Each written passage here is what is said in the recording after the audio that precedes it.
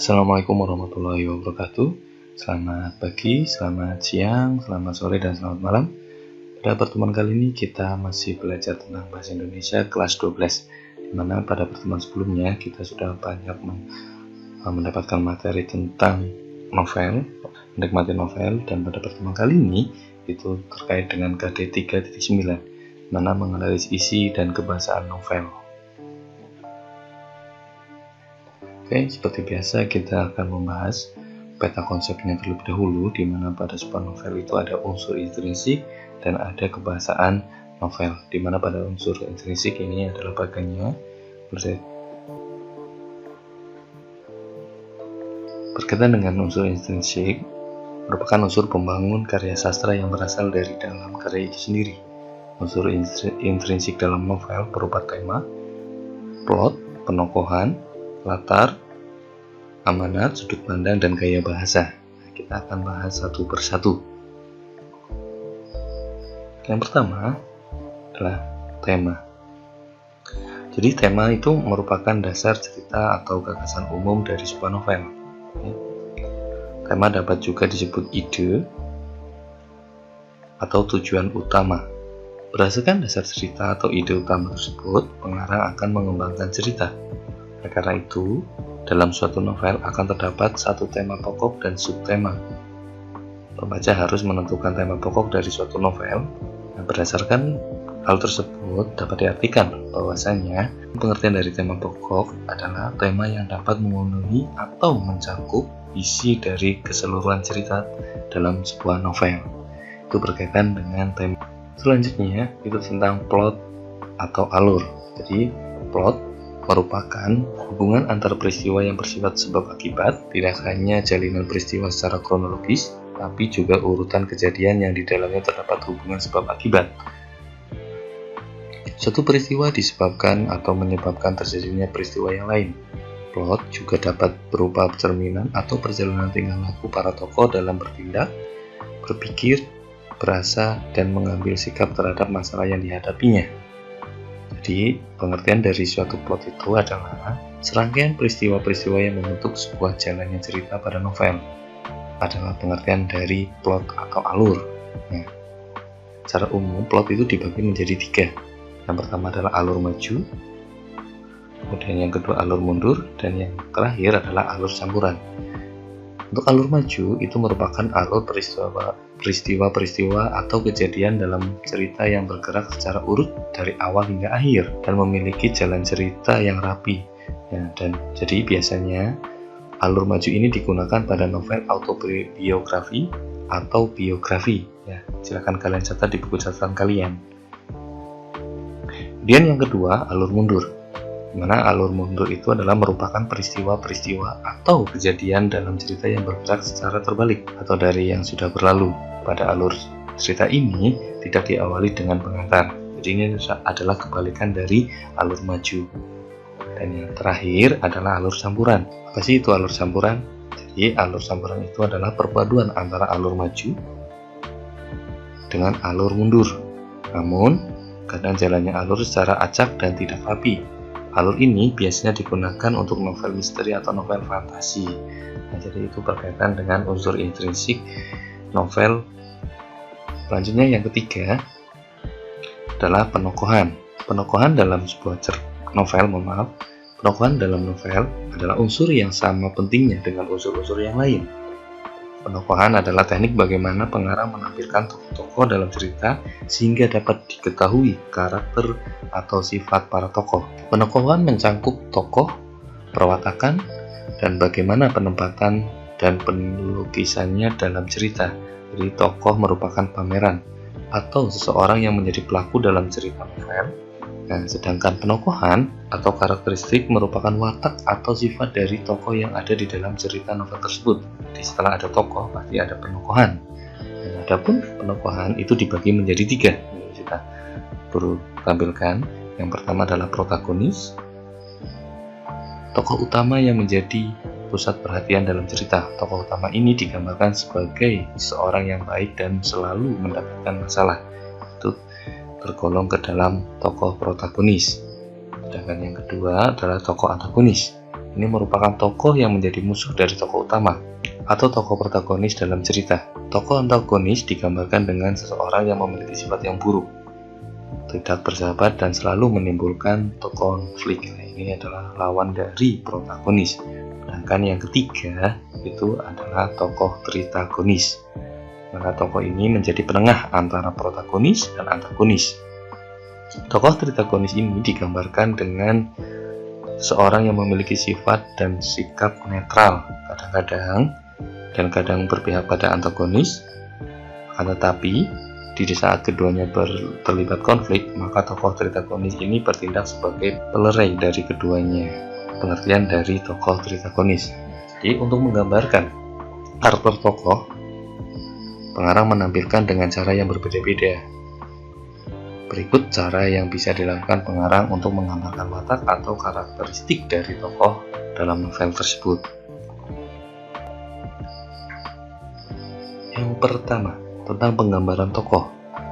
Penggambaran dijelaskan melalui bentuk lahir, ya, seperti keadaan fisik, cara berpakaian, tingkah laku, dan sebagainya. Jadi penggambaran ini dijelaskan secara langsung di dalam teks tersebut.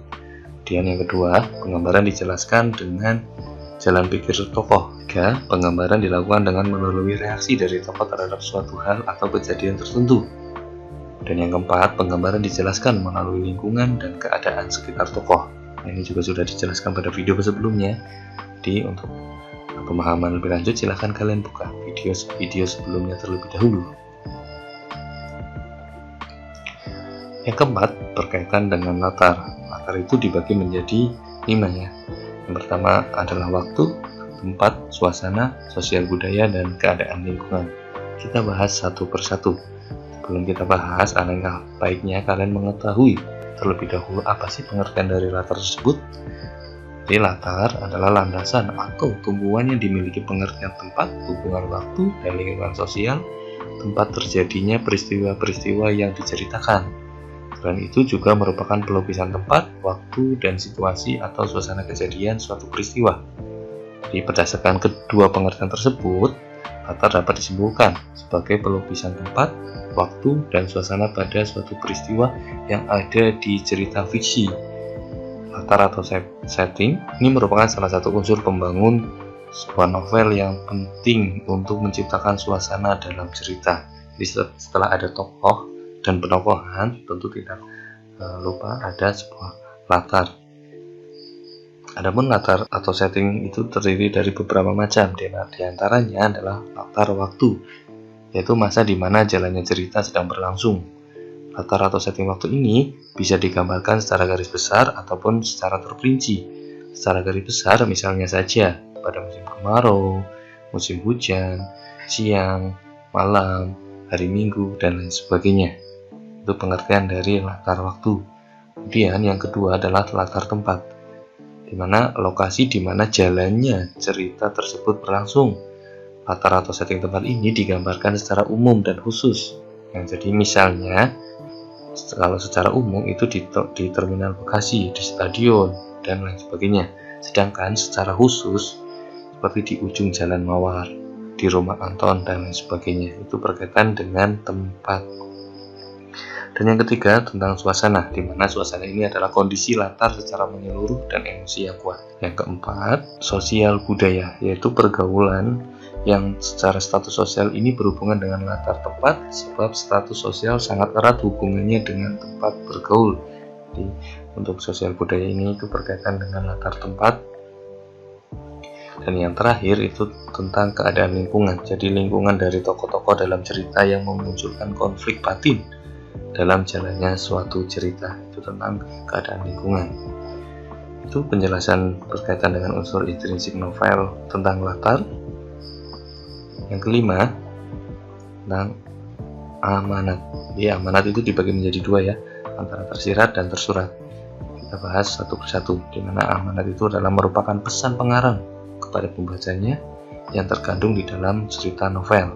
Dalam penyampaiannya, maksud pesannya sang penulis itu biasanya mengungkapkan secara tersirat ataupun tersurat. Kalau tersirat itu amanat yang cara penyampaiannya secara langsung sehingga pembaca bisa langsung menemukannya. Kebalikannya, untuk tersurat adalah amanat yang cara penyampaiannya secara tidak langsung, atau pembaca perlu membaca cerita dari awal hingga akhir untuk bisa menemukan pesan dari seorang penulis novel tersebut. Itu terkait dengan amanat.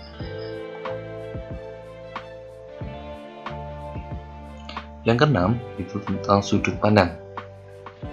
Berkaitan dengan unsur intrinsik karya fiksi, sudut pandang adalah cara penyajian cerita, peristiwa-peristiwa, dan tindakan-tindakan pada karya fiksi berdasarkan posisi pengarang di dalam cerita. Nah, sudut pandang disebut juga sebagai posisi pengarang dalam cerita fiksi. Nah, sudut pandang dapat dibedakan menjadi dua, yaitu sudut pandang persona ketiga, ini contohnya adalah dia. Nah, ini sebagai contoh. Kemudian sudut pandang persona pertama, ini contohnya adalah aku.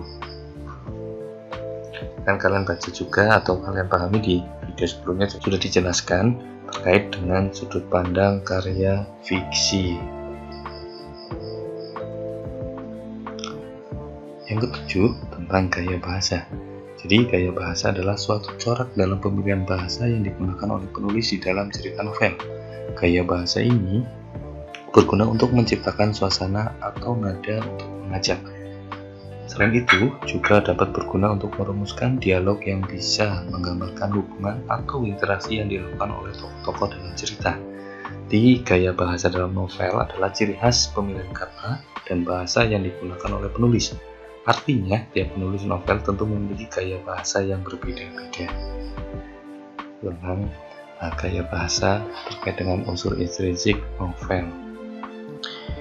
Ini sudah ada rangkuman. Nah, silakan kalian catat dan kalian pahami. Rangkumannya yang pertama, novel merupakan karya prosa fiksi yang panjang, mengandung rangkaian cerita kehidupan seseorang dengan orang-orang di sekelilingnya dengan menonjolkan watak dan sifat setiap pelakunya.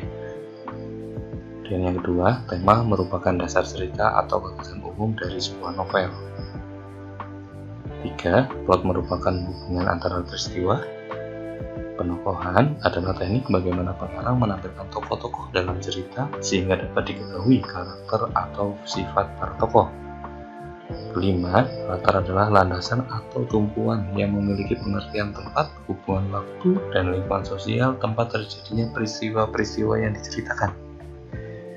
6. Sudut pandang adalah cara penyajian cerita, peristiwa-peristiwa, dan tindakan-tindakan pada karya fiksi berdasarkan posisi pengarang di dalam cerita.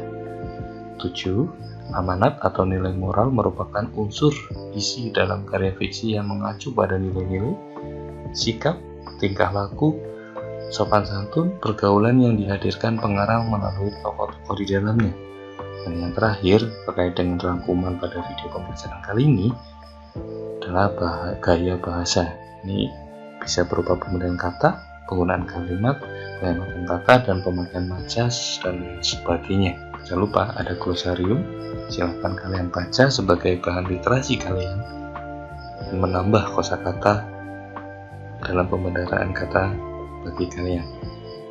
Ini ada glosariumnya, ada ekstrinsik, instan, interpretasi, komunitas, miris, narasi, novel, romantis, sakral, setting, dan tafsir. Setiap pertemuan itu ada tugas dan evaluasi. Ini untuk mengukur bagaimana kalian itu memahami video pembelajaran pada pertemuan kali ini. Nanti akan ada di link deskripsi. Dan kalian baca juga deskripsi pada video kali ini untuk mengetahui link tugas yang sudah disediakan. Oke, kiranya itu saja. Semoga bermanfaat. Kurang lebihnya mohon maaf. Wabillahi taufiq wal hidayah. Wassalamualaikum warahmatullahi wabarakatuh.